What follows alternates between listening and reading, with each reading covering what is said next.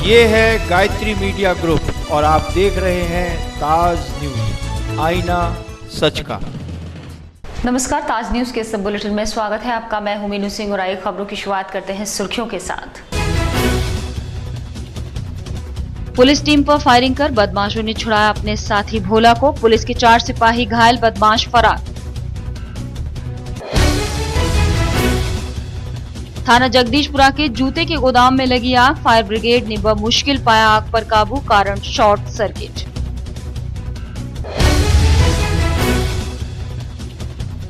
सड़क पर खड़े होकर शराब पीने वालों पर होगी पुलिसिया कार्रवाई। एसपी सिटी ने चलाया अभियान, कई शराबी पकड़े। और लोहा मंडी खातीपाड़ा स्थित दरगाह पर अकीदतमंदों ने की चादर पोशी। अमन चैन की मांगी दुआ, कव्वाली के आयोजन ने बांधा समा। और अब खबरें विस्तार से। बदमाशों के हौसले इतने बुलंद हैं कि अब खाकी पर भी हमला करने से वो नहीं चूक रहे। बुधवार शाम पेशी से लौटते समय अपराधी भोला को ला रहे पुलिस कर्मियों पर फिरोजाबाद टुंडला के पास बदमाशों ने ताबड़तोड़ फायरिंग कर अपराधी पुलिस से छुड़ा लिया। साथ ही ये बदमाश पुलिस की राइफल भी लेकर फरार हो गए।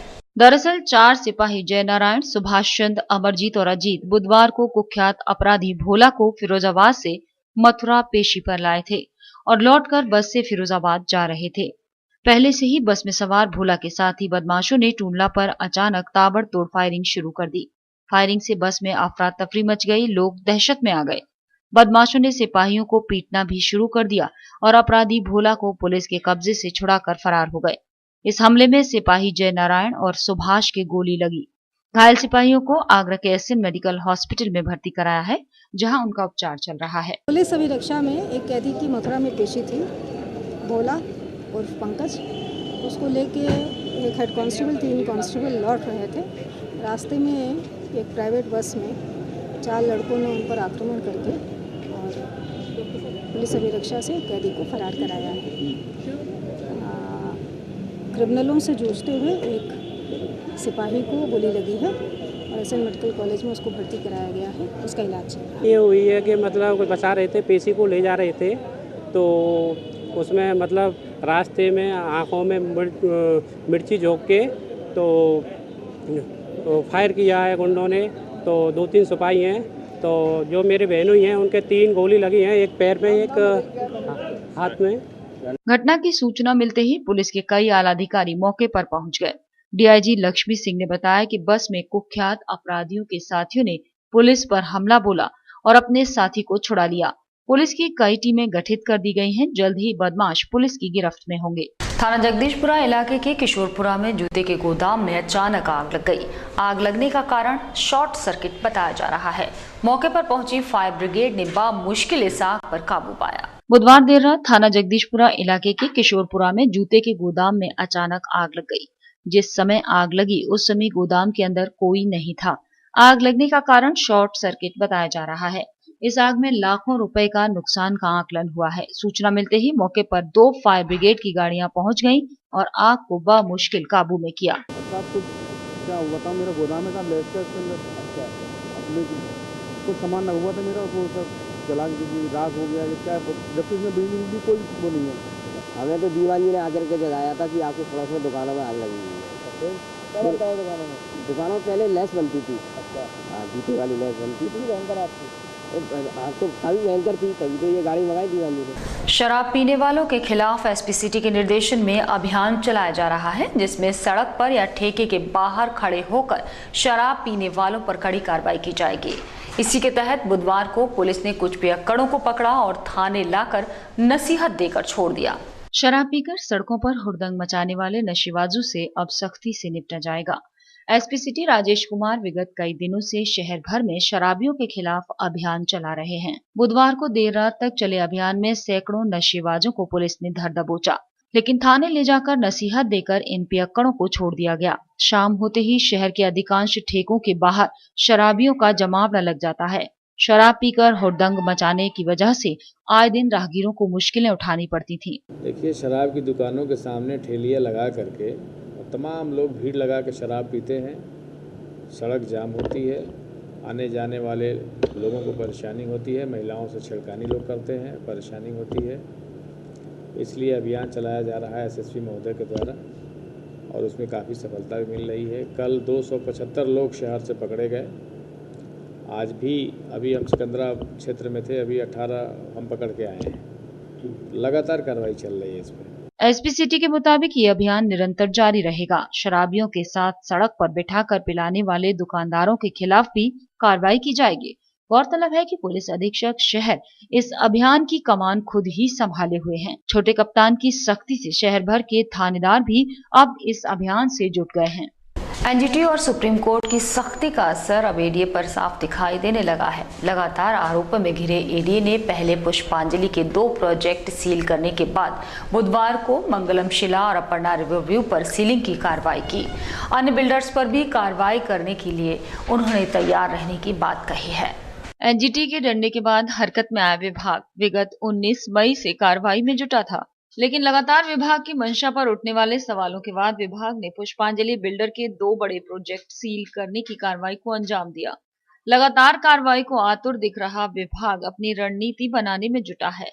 इसी कड़ी में एडीए ने पर्यावरण विभाग की एनओसी न होने के कारण बुधवार को मंगलम शिला और अपर्णा रिवरव्यू पर भी कार्रवाई करते हुए दोनों को सील किया। कार्रवाई के बारे में बताते हुए एडीए सचिव कैप्टन प्रभांशु श्रीवास्तव का कहना था कि एडीए लगातार चिन्हित किए गए निर्माणों पर कार्रवाई कर रहा है और आगामी दिनों में भी अन्य कई बड़े बिल्डर्स पर कार्रवाई की जाएगी। अपर्णा रिवरव्यू और मंगलम शिला इन प्रोजेक्ट्स को आज सील किया गया है।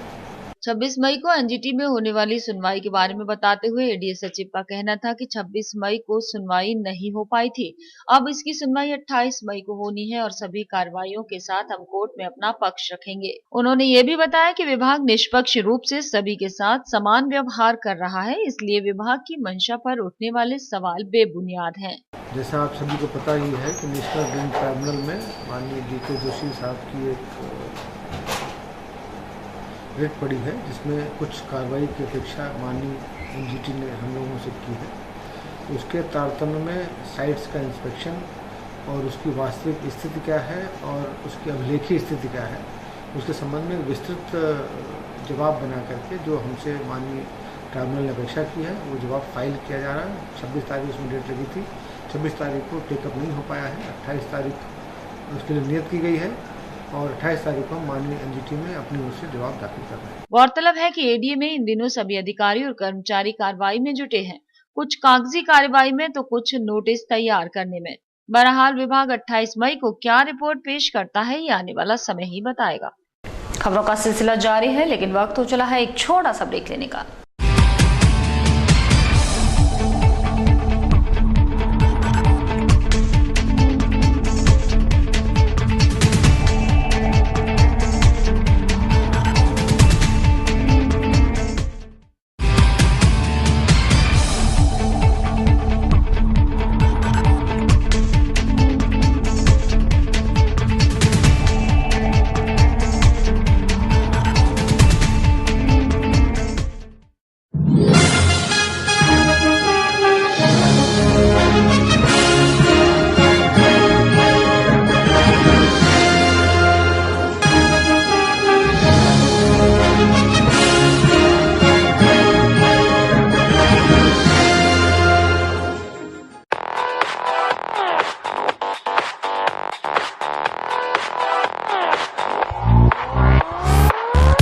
बालाजी ज्वेलर्स, गोल्ड, सिल्वर और डायमंड ज्वेलरी मिलने का विश्वसनीय स्थान। हमारे यहाँ आपको gold, hallmark certificate gold jewellery नए कलेक्शन के साथ उपलब्ध मिलेगी। संपर्क करें Shri Balaji jewellers, Fortune tower near Kargil petrol pump, Agra. Phone number 9719 333 563 और 9759 333 992। श्री बालाजी ज्वेलरी, दुल्हन की jewellery, AD jewellery, artificial bangles, chain व सभी प्रकार के सेट्स यहाँ पर उपलब्ध है, तो तुरंत संपर्क करें। 21 सुपर बाजार, कारगिल पेट्रोल पंप के पीछे, आगरा। फोन नंबर 9358464218 और 88659 11110। नंदिनी ग्रुप का एक और कदम, नंदिनी स्टेट। अब कागारौल में एक ऐसी कॉलोनी जहां आप पा सकते हैं पक्की सड़क, स्वच्छ जल, बिजली की सुनिश्चित आपूर्ति, हरे भरे पार्क, भव्य मंदिर, कॉमर्शियल प्लॉट और दुकान, वो भी बहुत कम कीमत में। ये सब सुविधा कागारौल में गेटबंद कॉलोनी यानी नंदनी स्टेट में। अब गांव को शहर बनाना है, हमारा सपना आपका घर हो अपना। नंदनी स्टेट। परम पूज्य संत जय गुरुदेव जी महाराज के उत्तराधिकारी संस्था अध्यक्ष पंकज जी महाराज के दिव्य प्रवचन सुनिए हर रोज प्रातः 8:30 बजे ताज गायत्री चैनल नंबर 873 पर। बाबा जी का कहना है शाकाहारी रहना है। निवेदक जय गुरुदेव धर्म प्रचारक संस्था मथुरा। संपर्क करें 9412726572।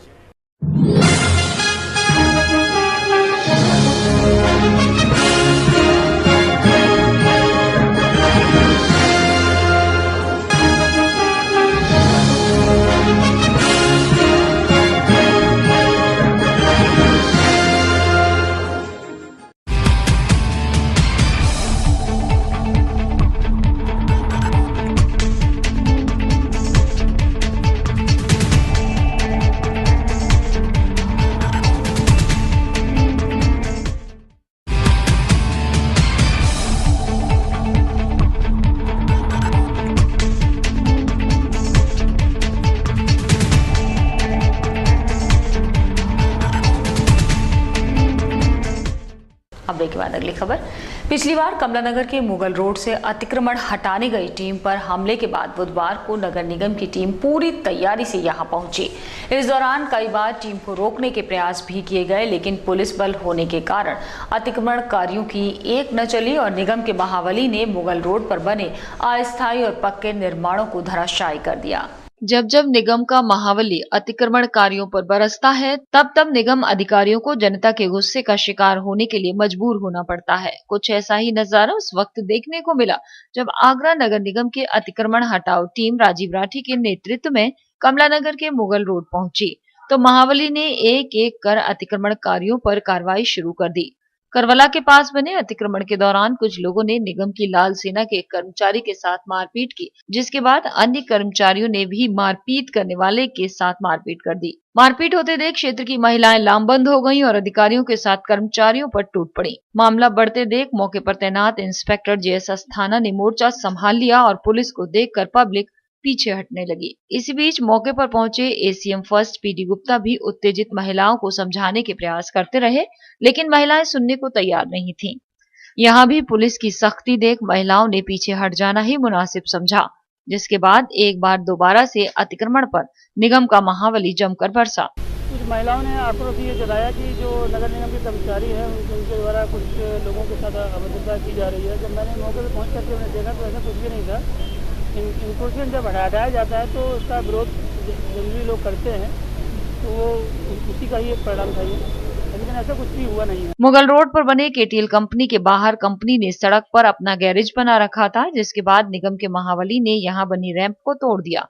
साथ ही कंपनी को भविष्य में सड़क पर अतिक्रमण न करने की सख्त हिदायत दी। मौके पर मौजूद राजीव राठी ने बताया कि सुल्तानगंज की पुलिया चौराहे से शुरू हुआ अभियान कमलानगर के शांति नगर तक चलेगा और किसी भी हाल में अभियान को रोका नहीं जाएगा। कर्मचारियों और पब्लिक के बीच हुई मारपीट के मामले में राजीव राठी ने बताया कि हर बार जनता अतिक्रमण का विरोध करती है, इस बार भी विरोध किया गया। पुलिस अब विरोध करने वाले और सरकारी कार्य में बाधा पैदा करने वालों को चिन्हित कर कार्रवाई की तैयारी कर रही है। ये वो महिलाएं हैं जो सड़क नाले साइड पटरी पर अतिक्रमण करती हैं। जो ईंटें इन्होंने एनक्रोचमेंट करते समय वहां लगा रखी थी, उनको हटाने पर इन्होंने विवाद उत्पन्न किया है।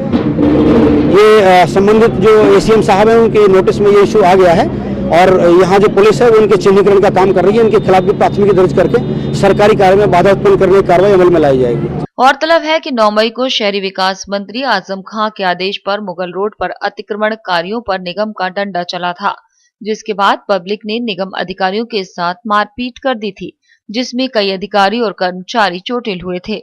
पिछली बार की घटना से सबक लेते हुए इस बार निगम अधिकारी पूरी तैयारी के साथ अतिक्रमण हटाने पहुंचे और पूरे अभियान को अंजाम तक पहुंचाया। बीते दिनों जहां 26 जनवरी से पूर्व अमेरिकी राष्ट्रपति बराक ओबामा के आगरा आगमन की सूचना मात्र से अधिकारियों ने ताज परिसर में जंगली श्वानों को साफ कर दिया था, तो वहीं एक बार फिर ताजमहल परिसर जंगली श्वानों की गिरफ्त में आ गया है, जिसके बाद ये श्वान बेखौफ गर्मी के मौसम में ताजमहल में बने फुब्बारे के पानी में छलांग लगाते नजर आए, जिसकी तरफ किसी भी विभागीय अधिकारी का कोई ध्यान नहीं गया।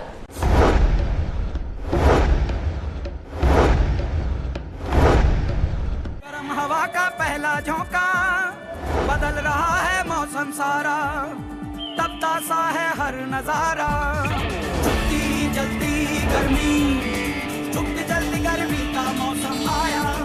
गर्मी की तपिश ने हर जीव को परेशान कर रखा है, तो वहीं इस तपती गर्मी में यदि कोई आनंद ले रहा है तो वो है ताजमहल परिसर में घूम रहे जंगली श्वान। कुछ समय पहले ही ताज परिसर से जंगली श्वानों का सफाया नगर निगम की टीम गठित कर किया गया था, लेकिन अब एक बार फिर इन जंगली श्वानों ने ताजमहल को अपना घर बना लिया है, जिसके बाद ये श्वान ताजमहल में मुख्य फुआरे में गोते लगाते नजर आए। तो आइए आपको दिखाते हैं गर्मी की इस तपिश में इन श्वानों की पूल पार्टी। गर्म हवा का पहला झोंका, बदल रहा है मौसम सारा, तपता सा है हर नजारा, चुपती जल्दी गर्मी, चुपती जल्दी गर्मी का मौसम आया। हाय गर्मी, चलो तो चलो पानी में चलते हैं। अबे रहने दे, देख लेगा तो बहुत मार पड़ेगी। ए आजा, पानी में चल रहे हैं तो चलो तो चलो। ओए मजा आ रहा है, मजा आ रहा है। वो देख कोई आ रहा, भजी भजी, भागो भागो भागो। कहू ना, चलो तो चलो फिर पानी में चल। बस ऐसे ही कुछ इन श्वानों की पूल पार्टी ताजमहल के मुख्य फुआरे में चलती रही, जो कि ताज दीदार को आने वाले सैलानियों के लिए आकर्षण का केंद्र बनी रही। लेकिन ताज्जुब की बात तो यह है कि श्वानों की चल रही इस पूल पार्टी की तरफ किसी भी विभागीय अधिकारी का कोई ध्यान नहीं गया। साथ ही ये सोचने वाली बात है कि जहां हर वक्त CISF का पहरा रहता है और जहां कोई सैलानी बिना तलाशी या सुरक्षा इंतजामात से गुजरे बिना ताज का दीदार नहीं कर सकता, उस स्मारक में ये श्वान खुलेआम गर्मी में पूल पार्टी का आनंद ले रहे हैं। अब लबोलुआब ये है कि आखिर विभाग कब तक इस मामले में कोई कार्रवाई करता है।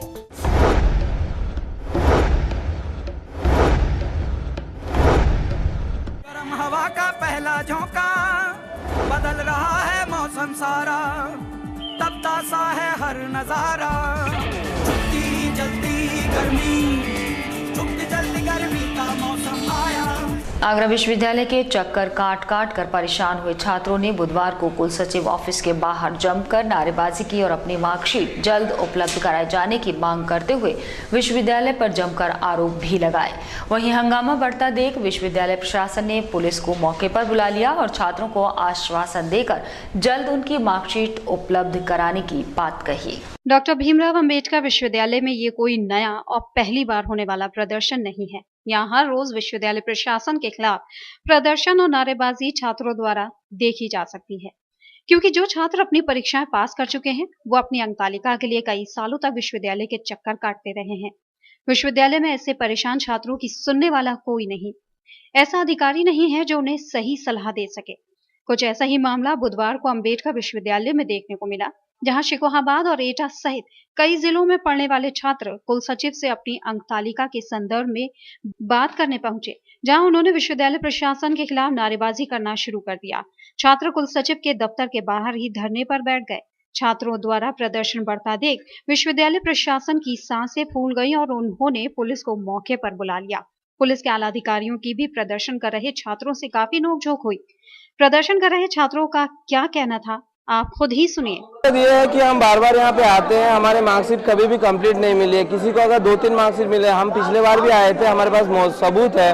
19 दिसंबर 2014 को भी हम आए थे, तब हमको ये तसल्ली दी गई कि आपको 7 दिन तक मार्कशीट मिल जाएगी, जो रुका हुआ मार्कशीट है। हम सभी कोई ना कोई जॉब, एग्रीकल्चर एक प्रोफेशनल स्कोप है, हम जॉब के लिए अप्लाई करते हैं, फिर हम इसके लिए अप्लाई करते हैं, GRF के लिए अप्लाई करते हैं, हम स्टेट लेवल पे MSc के लिए एंट्रेंस करते हैं, फार्दर एजुकेशन, लेकिन जहाँ पे भी जाते हैं हमारा मार्कशीट नहीं मिलती है। वहीं कुल सचिव कैलाशनाथ सिंह ने प्रदर्शन कर रहे छात्रों को अपने ऑफिस में बुलाकर इस मामले में जल्द से जल्द कार्रवाई कर उन्हें आश्वासन देते हुए 15 जून तक उनकी अंक तालिका उन्हें उपलब्ध कराने की बात कही। अब देखने वाली बात ये होगी कि जो छात्र पिछले 4 वर्षों से विश्वविद्यालय के चक्कर काट रहे हैं, उन्हें कुल सचिव के आश्वासन के बाद कितने दिनों में उनकी मार्कशीट विश्वविद्यालय प्रशासन द्वारा सौंप दी जाएगी। बेमौसम बरसात होने से जहां किसानों पर उनकी फसल के नुकसान की मार पड़ी थी और रोजमर्रा की जरूरत की चीजों में वृद्धि हुई थी, जिसका सीधा असर आम आदमी की जेब पर पड़ा था, अब समय के साथ साथ इन खान पान की चीजों के दाम फिर से कम होने लगे हैं। शायद अब आम आदमी की जेब को थोड़ी सी राहत जरूर मिलती देखी जा सकती है। प्रकृति अपना रौद्र रूप कब दिखाए किसी को पता नहीं। वैसे तो देश में हर चीज के दाम उतार चढ़ाव में लगे हैं। पिछले दिनों बेमौसम बारिश होने से जहां किसानों को नुकसान की मार झेलनी पड़ी, तो पूरे देश में जरूरत और खान पान की चीजों के दामों में काफी बढ़ोतरी देखी गई। अब समय के साथ साथ खान पान की कुछ चीजों के दामों में जरा सी मंदी नजर आ रही है। जहां सब्जियां महंगी हो गई हैं, तो आम आदमी दाल का इस्तेमाल करते देखा जा सकता है। दाल के कई फायदे हैं। दाल में होने वाला प्रोटीन हमारे शरीर के लिए फायदेमंद होता है। इन दिनों थोक बाजारों में दाल के दामों में गिरावट हुई है। एक समय जब अरहर की दाल 100 रुपया पार कर गई थी, अब उस दाल के दाम में कमी आ गई है। वहीं मोतीगंज के थोक दाल व्यापारी मुकेश कुमार का कहना है कि बेमौसम बारिश की वजह से इन दालों के दामों में बढ़ोतरी हुई थी। अब दामों में काफी हद तक कमी आ गई है, जिसका फायदा हर इंसान को मिलेगा। बरसात न होने के कारण सूखा होने से रेटों में बढ़ोतरी हुई है और अभी जो है जो डीजल की जो बढ़ोतरी हुई है उससे जो है भाड़े बढ़े हैं, भाड़े पीछे से डबल हो गए हैं। उसका भी कारण है करीब 500-700 रुपए की गिरावट आई है। रेट अपग्रेड बहुत तेजी से हुए थे। 20-20 रुपए किलो बढ़ चुका था, लेकिन अब 10 रुपए उस पर माइनस हो चुके हैं और अब और भी चांस है माइनस होने के। कुछ व्यापारियों का कहना था कि जो रिटेल के दुकानदार होते हैं वो ग्राहकों को अपने मनमाने तरीके से उन्हें महंगी दालें बेचते हैं, जिसकी वजह से आम ग्राहक को असली मूल्य का पता नहीं चल पाता। वहीं मोतीगंज के दाल व्यापारियों का कहना था कि हर दाल के दामों पर 10 से 5 रुपए प्रति किलो की कमी आई है और आगे भी ये कमी आने की संभावना लगी है। शहर में जहां हर जगह गंदगी का अंबार लगा रहता है, जिससे हर बार नग्यम की फजीहत होती है, और इसी कड़ी में एक इजाफा तब हुआ जब शिल्पग्राम के सामने की सड़क पर सीवर की पाइपलाइन टूटने से गंदा पानी बहने लगा और सड़क नाले में तब्दील हो गई, जिसे देखकर बस यही लग रहा था कि काश नगर निगम अपनी जिम्मेदारी को निभाना सीख जाए और शहर के सीवरों को समय से साफ करवाए। शिल्पग्राम के सामने जिस सड़क से हर दिन हजारों की तादाद में सैलानी ताज का दीदार करने जाते हैं, उस सड़क का माहौल उस वक्त दुर्गंध से सराबोर हो गया जब शिल्पग्राम के पास से गुजर रही सीवर लाइन फट गई। सीवर से निकले गंदे पानी का दबाव इतना था कि सीवर पर रखे भारी ढक्कन भी उखड़ गए, जिसके बाद गंदा पानी पूरी सड़क पर भर गया और शिल्पग्राम के सामने की सड़क एक बहते नाले में तब्दील हो गई। पानी के उच्च बहाव के कारण सामने की एक दीवार भी ढह गई। इन सब के बीच सोचने वाली बात ये थी कि सब करीब 1 से 1.5 घंटे तक चलता रहा, लेकिन इसे रोकने या इसे गंदे पानी को बंद करने का किसी ने भी प्रयास नहीं किया। करीब 1.5 घंटे बाद नगर निगम की टीम ने आकर सीवर लाइन को बंद किया, जिसके बाद सड़क पर बह रहा गंदा पानी रुका, लेकिन तब तक काफी नुकसान हो चुका था। तो बहुत खराब है, टूरिस्ट प्लेस है, यहाँ पे टांगे आ रहे हैं, बसें आ रही हैं, ट्रेवल की गाड़ियाँ आती हैं बहुत सारी। यहाँ पर कुछ कस्टमर वॉक भी करके जाता है। तो ये साइड में आप देख रहे हो, यहाँ पे जितनी भी मिट्टी है सब पोली हो गई है। कुछ कस्टमर तो एकदम तो गिर पड़े थे, बल्कि हमारे कुछ फ्रेंड है वो भी गिर पड़े यहाँ पे, उनको उठाया हम लोगों ने। फिलहाल बुलेटिन में सिर्फ इतना ही। अगले बुलेटिन में कुछ और नई खबरों के साथ आपसे फिर होगी मुलाकात। जुड़े रहिए ताज न्यूज के साथ। नमस्कार।